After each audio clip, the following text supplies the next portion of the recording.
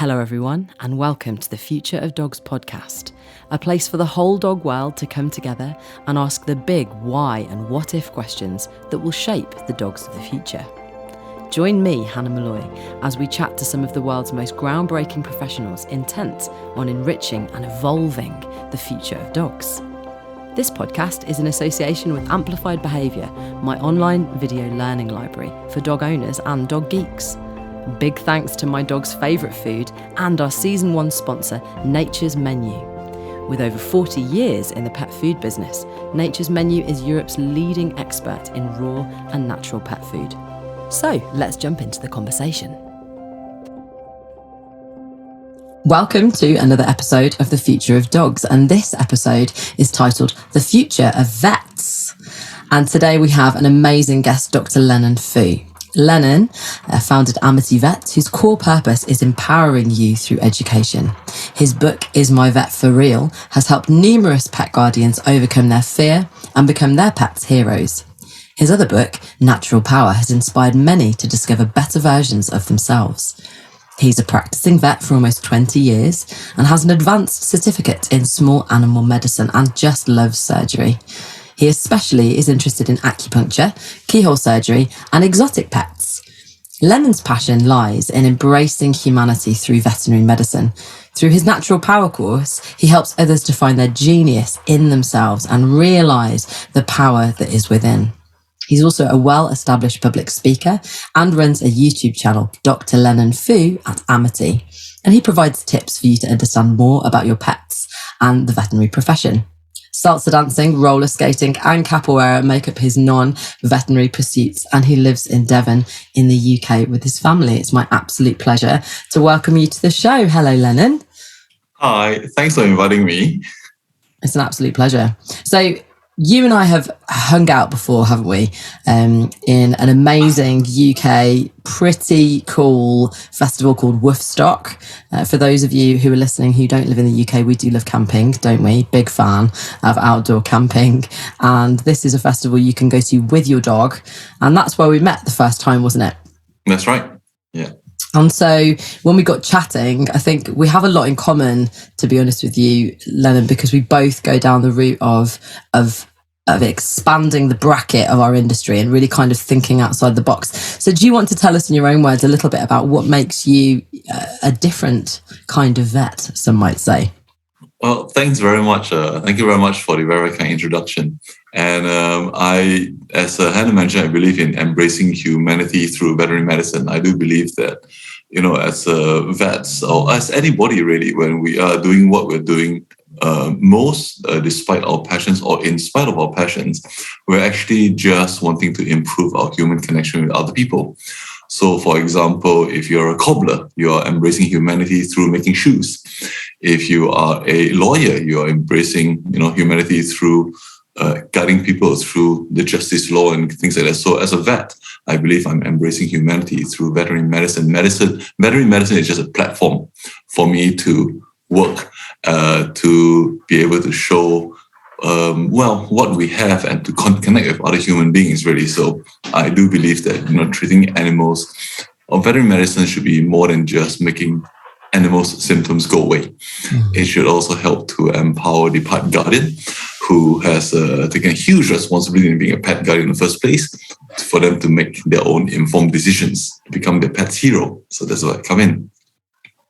That's amazing. And at this show, we kind of look at a little bit of the past, the present, and the potential future of each industry specialist that we speak to, and ask each of our experts, really, what is the what if that drives them to want to make a difference in their particular field? So could you start, Lennon, by just telling us what is your what if sentence that drives you towards making changes?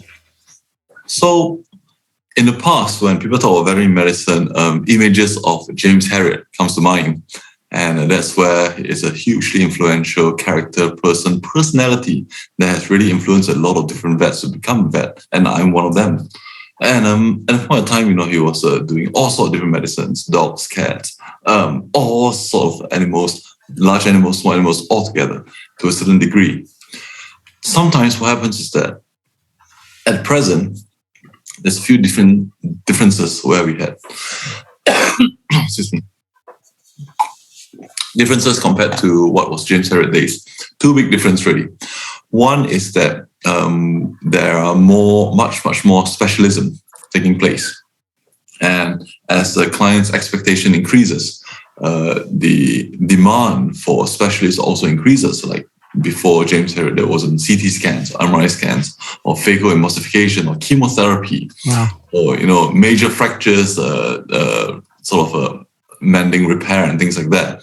Whereas now the demand for that is much getting higher, so it is much harder to just give a wholesome idea of, I'll treat your animal a little bit. They actually want you to more than treat it. They want you to potentially give what's the best option, like your likes of super vets, prosthetics. That was unheard of.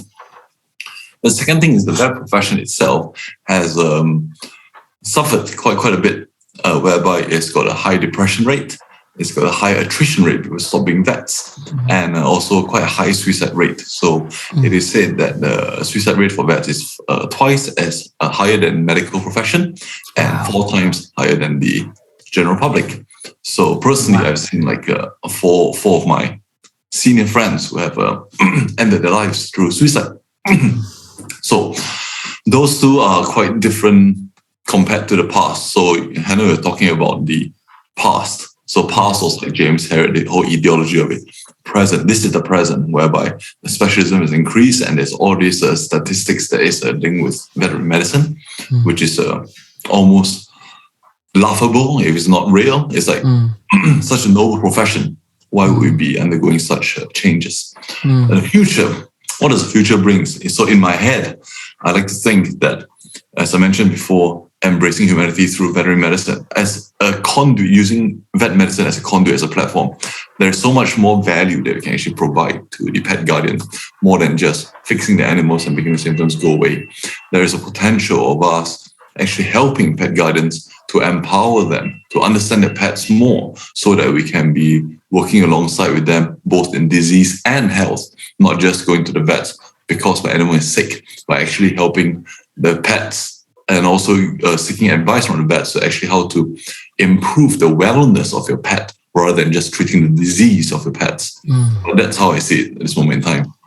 So it sounds like you're doing a lot of a focus on prevention as well as curing, and actually looking at, both the animal and the guardian and their holistic relationship together, and how you can improve their health in a myriad of ways. And I really want to dig into that in some more detail. But let's just first go back, if we can, to the past and actually just sit in the present and a bit of the discomfort there. And because I think for a lot of people, those statistics are probably quite shocking, that there is such a high suicide rate within the veterinary industry.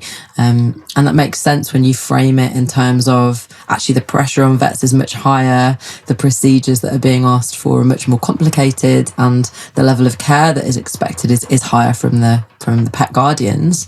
But why is it that you think that vets are suffering from so many mental health issues and choosing to end their lives? That's a really sad statistic. What do you think it is? So thanks for the question. And just to be very specific, I may have gotten this wrong. However, I do understand that. So James Herriot is actually not a real character. The real character behind the author of James Herriot is this vet called Alf White. Okay. And actually,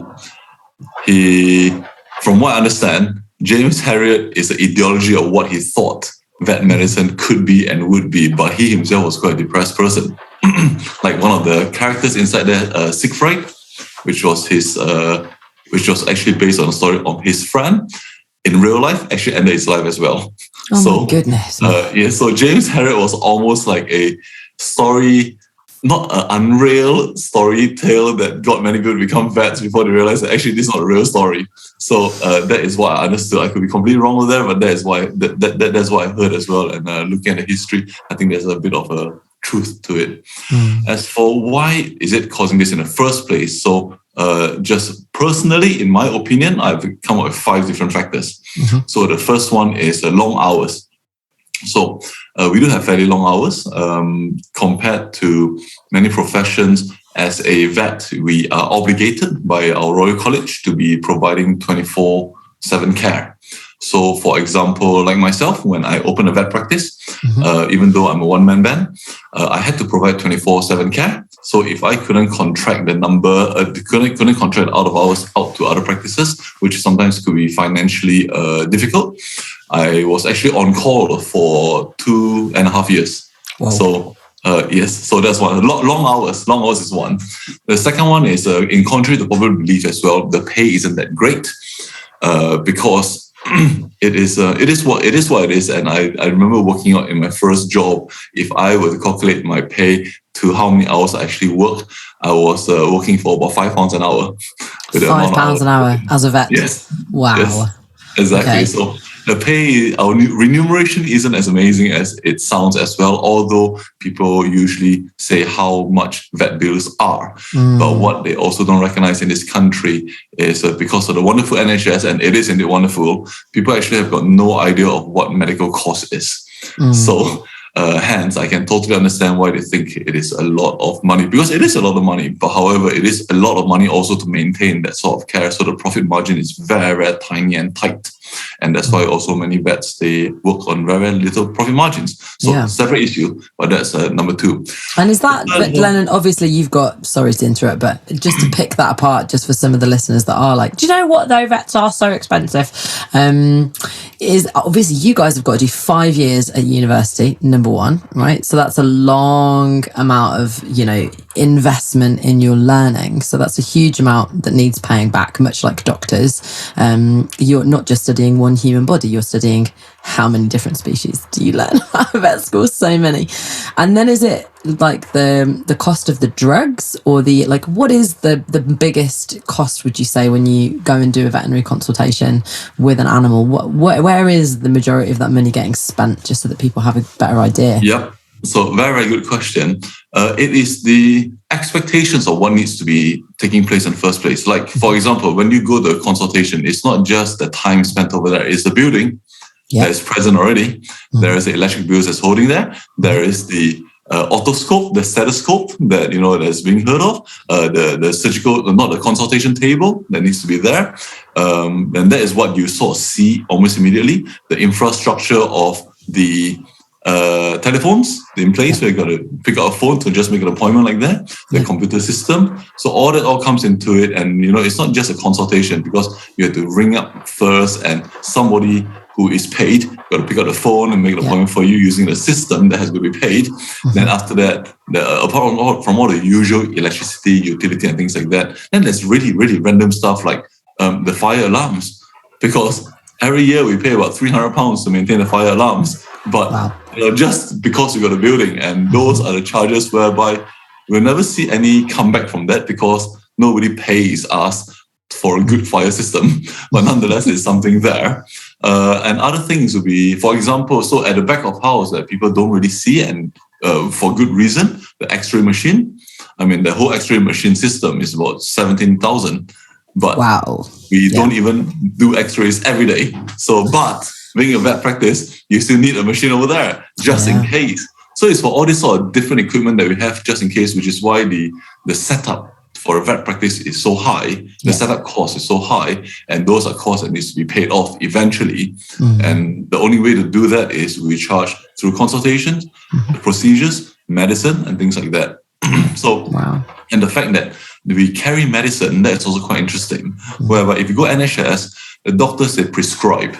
You bring the prescription to the pharmacy, then the pharmacy dispense. Whereas as vets, as you realize, you may or may not realize that we are both the prescriber and the dispenser. So the cupboards that we use to store the medicine, the yearly checks that we have to pay for the VMD, the vet medicine doctorate, to come and inspect to make sure that it's all safe. The inspection costs money, the cupboards cost money, all the dangerous drugs, they cost money. So it's all these little extra things and we keep the drug in stock that is not used, because you want it to be dispensed immediately, when most people, they do get the drugs immediately after dispensing. So if the drugs go out of stock, out of date, then they're to be disposed. So it's all these sort of little things that makes it so convenient that people have actually taking it for granted and forget that actually all these things cost money as well. It's not just going for the consult, and the fact that you can get the medicine almost on the spot. You go NHS, you see a doctor, you get a prescription, you have to walk to the pharmacy, and maybe it's there, maybe it's not. You got to wait, and you got to wait for the pharmacy as well. Right now, you're having instantaneous. I need medicine, I get it in my hand right now. Wow. So people sometimes forget we do two jobs. We are both the dispenser and the pharmacist as well. So just things like that, really, and that makes it convenient, but nonetheless, all adds up. Wow. Okay, that's so much clearer. I think we've all got a much more detailed perspective. You forget about all of that stuff, right? And I'm sure many people go into the veterinary world and they don't have degrees in business to be able to understand how to put a vet surgery together. But I interrupted you and you were in the middle of those 5 points, so please do. Yeah, so we are off to the third one, talking about compassion fatigue. So it is one of those whereby nobody brings your happy dog to the vets if there's nothing to be done. Usually people bring animals to the vets when there's something wrong with it. And sometimes with the wrongness of it, it's not just the animal. We bring our emotions as well, the stress felt inside there. And as a vet's job, like I said, being a vet is not just making symptoms go away. We are also in charge of counseling, making sure the guardian is feeling better about themselves and things like that. So there's a lot of positivity that we gave out in each consult. Okay, it's sometimes you get a nice healthy puppy coming in for the vaccination, and that amazingly the positivity comes back to us like, whoa, that was quite fun. But most of the time there's something wrong with the animal. That there is nothing romantic or cool about a cat that's been run over that's half dead on a table. No. There is a lot of energy that has to be given to the pet guardian, and at the end of the day, if you have not got a good system to regulate the energy and get it back, and you go home, what sort of energy have you got to give to your friends, your family, your partners, your whoever's at home, and the next day rinse repeat, you do it again. So if you're not very careful to take care of yourself, your own well-being, which we are not taught how to, it's not surprising that over time, compassion fatigue, just like how it affects every healthcare provider, not just vets, doctors, nurses, they have compassion fatigue. They just give so much good energy, and in the end, they haven't got a good way of taking it back. Then over time, your tank gets depleted. Yeah, wow. So that is the third reason why I think. Having said that, all these first three reasons is not unique. Long hours, low pay, compassion fatigue, they're not unique. You can argue almost a lot of healthcare providers will do that. But what is more unique to the vet medicine is the fourth and fifth one. The fourth one is that we are pretty much the only profession that discusses euthanasia. That we actually rationalize why it is better to be on the other side than in the living. Sure. We convince some pet guardians sometimes to say that, look, it is time for you to let your pet go. Yeah. And sometimes, if you're not careful, you can convince so well until you may even convince yourself to do that, so to speak. So no other profession has such close contact talking about death. Gosh. As a vet profession. That itself is quite unique. And the last bit is, unfortunately, however we see it, we do have a very simple means to do so. Because literally we have got a solution in the cupboard. Yeah. Most people, they may think of ending their lives, but they actually do not know how. Gunshot, too messy. Yeah. Poison, too painful. They actually do not know how, whereas for us, we literally have got a solution that's painless in the cupboard. So most, if not all, of the suicide in veterinary medicine, it's usually the solution in the cupboard. It wasn't by any other ways because it's such an obvious get to for that. And I do, in my opinion anyway, and this is my very personal convoluted, opinionated opinion, a biased opinion, is these 5 factors that make us, if you're not able to regulate and not able to communicate with yourself carefully and effectively, then you may be going to the other side quite easily. That's just in my opinion. Just makes me really want to think about all the things that I can do to improve my vet's quality of life, like straight away. Like, I think you forget, don't you? Because you have got such a short window to hang out with a vet if your pet isn't very well. And there's so much that you guys know that we don't know, and I mean, I'm a qualified dog behaviorist. I understand biology. I've got a degree in biology with a specialism in behavior. So I do have an understanding of how the body works, but not every animal.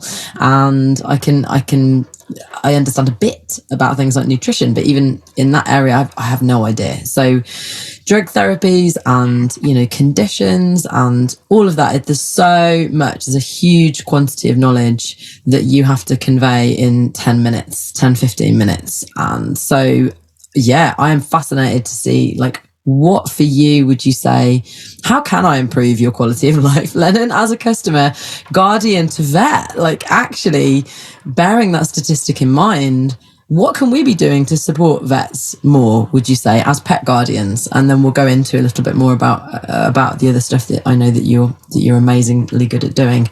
What can I do to help you? Thanks for that very, very kind question. I've just got 2 points to note about that. So firstly, you have said how much we know about all the conditions. I'm a huge firm believer that you are your dog's expert. I spend 15 minutes with a dog. You spend 24/7 with the dog. So there's a lot of what you can tell me, which I wouldn't even know about your dog, that can allow me to tailor the treatment for you specifically and your dog different. So don't don't think that we know more than you, because we don't. We know certain aspects more than you, but you know your dog best. You are the expert of your dogs. No vet will ever be the expert of your dog apart from you. I love that. That's rare. Huh? Cool. I know my dog better than you do. I love that. Absolutely. Totally. I only, if the leg is not broken, it's not my problem. Yeah. Isn't it? Yeah. That's all I know. I only know what goes wrong, but you know what is your dog like. The little quirks and things like that. So that is very, very important to understand, because sometimes it does affect the treatment plan. What you can do or you cannot do, what does your dog like or not like. So that is all very important as well. The second bit of it is just a reminder really that, you could feel as though you're standing on the other side as a dog guardian, your pet's guardian, and the vet is on this side. But in reality, we're all humans. And we should be, like I said, embracing humanity through veterinary medicine. Use this as a conduit to make another human connection. Yes. So how to help your vet? Just treat your other vet like a human, like how you treat your friend. So with trust, with compassion, like how the other way should work as well. So it works both ways. The more trust there is, the easier there is to speak about different things. Because I think a lot of vet-client relationship, there is a lot of scope for mistrust to happen. Okay, and that's why there is always a lot of and that the vet profession has to take responsibility as well on how we treat people, so to speak. And that's why it's also not uncommon for many people to come to vets to say that I spoke to XYZ about this condition. I'm like, okay, they're not a vet. But yes. I spoke to my dog breeder. My dog breeder tells me this.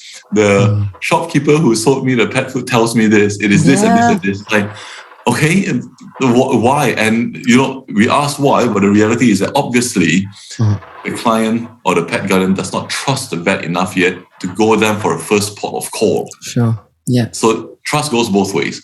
So the more trust you can build up with your vet, the more your vet trusts you and you trust your vet, the more conversations can be made very easily. It's just like how we do with people. The more trust there is, you're going to be asking around the subject with other people. We go straight to the source and say, what's happening over here?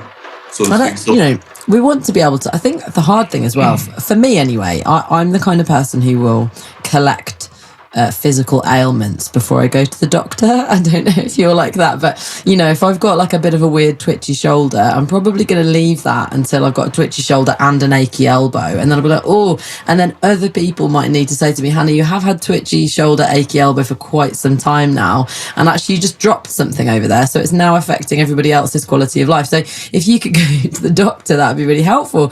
And I do wonder whether or not some people are like that with their pets, because they're concerned, obviously about the cost. It's easy, unfortunately, for us to ignore quite a lot of pet pain.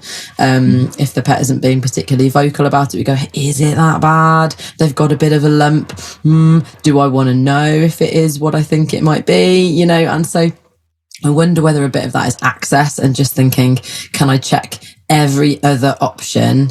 And I know as a behaviourist, a lot of the time I'm retraining pet guardians to want to go to the vets. Like, I'm a big believer that the vet should be as enjoyable as the pet shop, you know, that they should want to bound in there to say hi, and get lots of delicious food and toys and games for being in there, rather than just sort of, you know, it's a once a year, you get a finger up your bum and jabbed in the shoulder, and you know, that's not the kind of experience I think most pets are going to want to throw themselves at, to be honest with you. So yeah, I wonder if it is a bit of access and what we can be doing there. But tell us a little bit more then, Lennon, about obviously you've got these two big passions. You've got you know, really looking at vet mental health. I've got some really delicious rain falling, by the way. You guys can probably hear same here. classic British weather, so it's going to be getting picked up by my lovely microphone. So it's got the right slant. Yeah, it's lovely. It makes me feel like I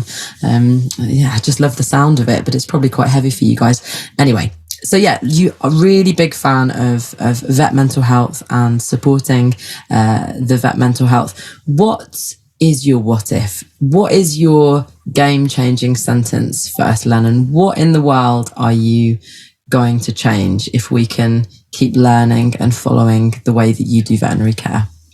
Just following on from your last little statement over there, people are apprehensive to go to the vets because, you know, nobody likes bad news. You don't go to the vets with good news. What if we can change the ideology of a vet, that your vet helps your animal through health and sickness, not just sickness? Ooh. It becomes a different story. I'm going to the vet because I want to know how I can do to improve it, rather than there's something wrong, that's why I go to the vet. So vet is always seen to be giving value only in negative circumstances, i.e. there's nothing wrong with my pet, it doesn't need to go and see a vet. What if you're going to see your pet when there's nothing wrong with your pet, so they can make sure that everything is still fine? Once the ideology change behaviorally, mentally, that you go like, actually, I'm not going to the vet because there's something wrong. I'm actually going to the vet because there's something not wrong, and maybe I just want to check something different and things like that. And that itself can change the ideology itself. So for me, my what if is that, what if people can, so two different sections really. One is pet guardians, one is vets, or the vet profession. So for the vet profession, what if the vet profession can learn how to embrace humanity through veterinary medicine? They actually embrace humanity. They remember that they're first human before they're a vet. And they're just using the conduit, the platform of vet medicine to embrace more of humanity, to get more connections, to get more satisfaction out of that. Then the whole animal connection comes with it as well. We're just so privileged to be actually doing something that we actually love. But let's push it a little bit higher. Many people, they become vets because they like animals more than people.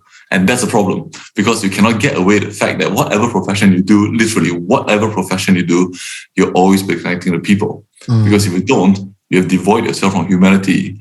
It doesn't make sense at all. You'll not be satisfied spiritually, initially, financially. You have to still deal with people. So what if the vet profession can understand that we are vets actually, and to actually learn how to embrace humanity through veterinary medicine, or maybe even to push it even further, veterinary medicine, 80% human, 20% animals. Wow. Whole different ball game. That's the same with trainers. People are like, I want to become a dog trainer because I want to work with dogs. And I go, well, unless you want to work just in a rescue centre or as a guide dog trainer, you're going to be hanging out with people. You know, we come with the territory. So, and I think a lot of the time people love animals because they want connection, because they want relationship. And actually, wouldn't that be lovely if we were leaning into the connection and relationship we can have with humans too? Totally. So I love that. So what if it was 80% human and 20% pet in veterinary field? That is so cool. And what's your other what if? So the other what if is for the pet guardians. What if you see the veterinary profession as someone who is going to help you to become your pet's hero, rather than someone who is bad news? You only go there because your animal is sick and it's just going to cost a lot of money or things they don't understand, and there's a lot of worry and stress involved. But what if you can see it from another point of view? Mm. It's just changing that point of view. Then they'll be like, okay, I'm actually going to the vet because my animal is well. I want to make it better. Rather than, let's not see the vet until I've got my 7 different ailments to justify the cost of one consult. Then I'll try to push it all in 15 minutes and hope for the best. And maybe you can solve 5 out of 7 ailments and we'll go back and, that is my money's worth and things like that. So what if that's my big what if, really. Right. Yeah. What if pet guardians trusted their vets and went when they had healthy pets? And what if the pets trusted the vets? Like that, I think, is huge, isn't it? I know a lot of people who just avoid the vets because they're like, oh my gosh, it causes my animal so much stress and it causes me so much stress.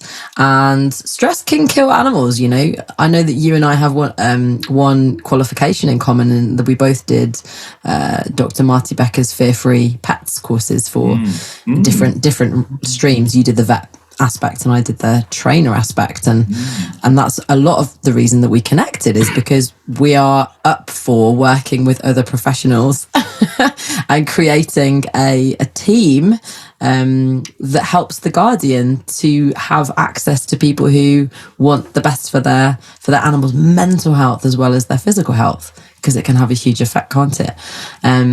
Oh my goodness, Lennon. We have run out of time for part 1, but I'm going to get you back in, if that's okay, for a part 2.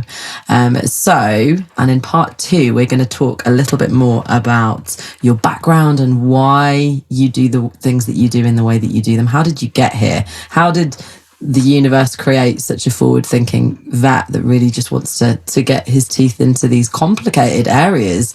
And I'm also going to ask you if you would be so kind to give us 5 top tips to help vets to improve their mental health, because I think that topic is huge. So thank you so much for hanging out with us in part 1. And that's all we have time for this episode. But tune in to The Future of Dogs next week. And we're going to finish off this conversation with the amazing Dr. Lennon Foo and find more out about what we can do to improve the mental health of vets and pets on The Future of Dogs. Thanks for having me, Hannah. It's been a pleasure. And that's it for part 1 of this 2-part episode. Tune in next week for the second part of this intriguing conversation, and we'll see you next time.